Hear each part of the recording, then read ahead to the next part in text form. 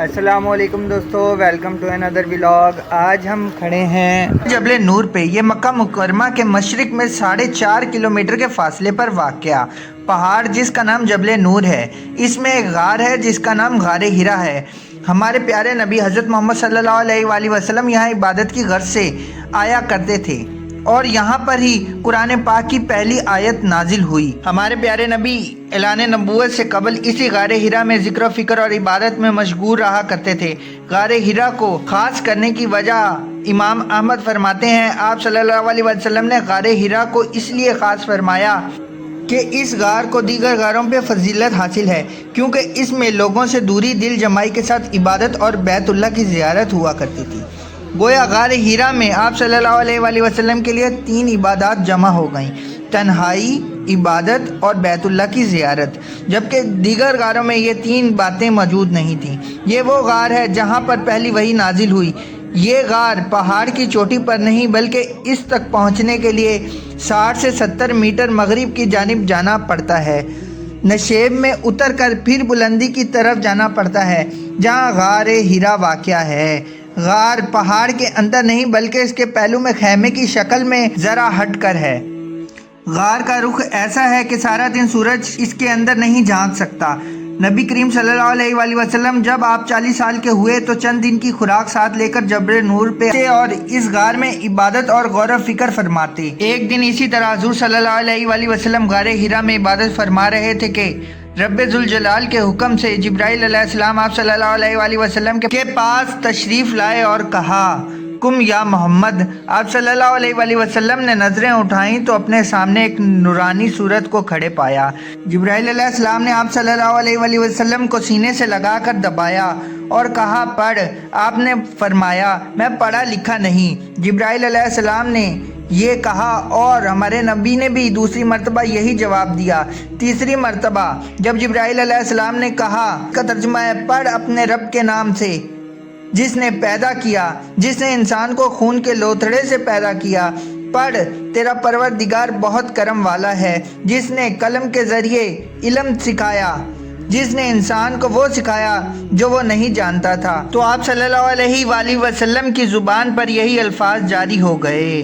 یہی وہ وحی ہے اور وہی پہلے الفاظ ہیں جو ہمارے پیارے نبی حضرت محمد صلی اللہ علیہ وآلہ وسلم پر غار ہرا میں نازل ہوئے۔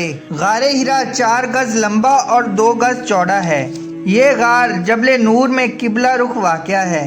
یہ پہاڑ مکہ مکرمہ سے 3 میل دور واقع ہے، لیکن مکہ مکرمہ اتنا وسیع ہو گیا ہے کہ اس کی حدود جبل نور کو چھونے لگی ہیں۔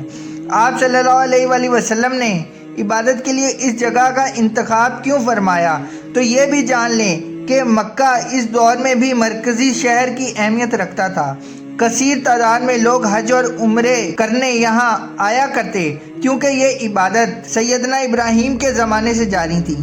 اس کے علاوہ مکہ ایک بڑا تجارتی شہر بھی تھا اور یمن سے شام جانے والے بین الاقوامی تجارتی شہر کا ایک اہم جنکشن بھی تھا۔ شہر کی اس گہما گہمی کی وجہ سے ہی آپ صلی اللہ علیہ وآلہ وسلم نے اس جگہ کا انتخاب فرمایا ہوگا۔ غار ہرا کو سر چشمہ نور ہدایت قرار دیا جاتا ہے کیونکہ اس جگہ ہی انسان کی دنیا اور آخرت کی بھلائی کے پیغام کا آغاز ہوا اور دنیا کونے تک جا پہنچا۔ مورخ الہاشمی نے غار ہرا کا مشہور واقعہ بتایا کہ جب نبی کریم صلی اللہ علیہ وآلہ وسلم کی عمر 40 سال ہو گئی تو آپ ماہ سیام میں غار ہرا کے لیے گئے اور غار میں مکمل 1 ماہ کے اعتکاف کی نیت سے غار میں بیٹھ گئے۔ وہ اپنے ساتھ ضروری کھانے کا سامان بھی ساتھ لے گئے تھے۔ رمضان کے آخری عشرے میں جب آپ اعتکاف میں تھے، فرشتہ روح الامین حضرت جبرائیل علیہ السلام نازل ہوئے اور آپ صلی اللہ علیہ وسلم سے کہا، پڑھیے۔ آپ صلی اللہ علیہ وسلم نے جواب دیا کہ میں پڑھا لکھا نہیں۔ حضرت جبرائیل علیہ السلام نے پھر کہا، پڑھیں۔ آپ صلی اللہ علیہ وسلم نے یہی جواب دیا کہ میں پڑھا لکھا نہیں۔ تیسری مرتبہ جب جبرائیل علیہ السلام نے کہا، جس کا ترجمہ کچھ یوں ہے، پڑھ اپنے پروردگار کے نام سے جس نے پیدا کیا۔ جس نے انسان کو خون کے لوتھڑے سے پیدا کیا۔ پڑھ، تیرا پروردگار بہت کرم والا ہے، جس نے قلم کے ذریعے علم سکھایا، جس نے انسان کو وہ سکھایا جو وہ نہیں جانتا تھا۔ تو آپ صلی اللہ علیہ وآلہ وسلم کی زبان پر یہی الفاظ جاری ہو گئے۔ اس وقت آپ غار حرا کا بیرونی منظر کا دیدار فرما رہے ہیں۔ رش زیادہ ہونے کی وجہ سے بہت سارے لوگ آپ کو کھڑے نظر آ رہے ہیں، اور یہ وہ رستہ ہے جہاں سے غار حرا کے اندر داخل ہوتے ہیں۔ یہ آپ دیکھ رہے ہیں بہت دشوار گزار ہے، ایسے لگتا ہے جیسے یہاں سے نہیں گزرا جائے گا، لیکن اللہ کے فضل سے آسانی سے یہاں سے گزرا جاتا ہے۔ یہ غار حرا ہے، اس کا دیدار کریں، اس کی زیارت کریں۔ امید کرتا ہوں آپ کو آج کا ولاگ پسند آیا ہوگا۔ اگر آپ کو آج کا ولاگ پسند آیا ہو تو ویڈیو کو لائک کریں، چینل کو سبسکرائب کریں۔ پھر کسی اور دن کسی اور ولاگ کے ساتھ ملتے ہیں، تب تک اجازت دیجیے۔ اللہ حافظ۔